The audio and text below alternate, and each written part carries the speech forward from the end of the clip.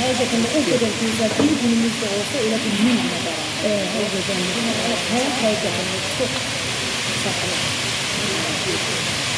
Dönemlerdir. Çünkü bizim hayatımızda problemlerimiz çok. Ne kadar problemlerimiz olsa bir günde olsa biz o problemlerimizi unutuyoruz.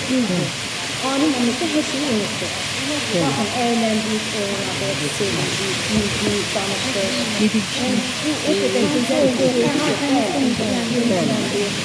Ben hakikaten özümü çok seviyorum ki böyle bir hallettim. Rastlaştığım, tanıştığımız yani güzel oldu. Ben iyi bir Böyle oldu. Şehir memnun vaktine yapılır. Derinden tanıyorsun.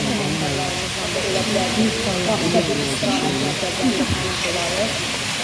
Buna göre de Kemal Mehmet'e çok teşekkür ediyorum. Zaten buradaki müəllimlərimiz zaten bize böyle bir fırsat yarattı. Biz geldik hem sizinle yakından tanıştık. Bir insan birbirini harda tanıyor.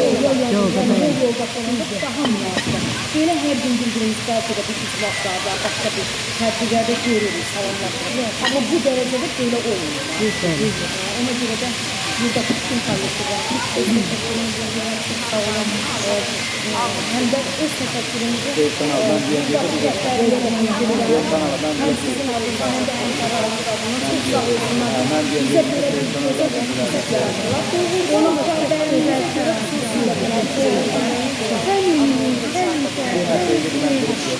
bize öyle şerait yaratılır ki biz özümüzü rahat hissediyoruz. Bir de sizden bir fayda, bir de istərək linkləri paylaşanda Facebook'ta veya sosyal şebekelerde beğenin. Bizim gözlerimiz. Çünkü o beğenme müəllimənin üstüne tezgahı. Hiç ne de olmayanda yardım ben. Beğenir. Şeyle doldu. Çünkü biz o kadar güzel bağlanmışız. Ne yazılsın daha yakın.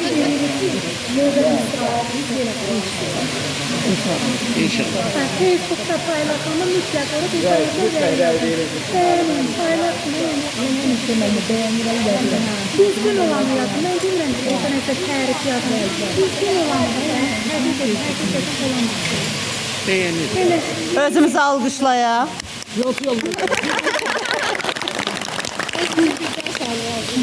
Böyle.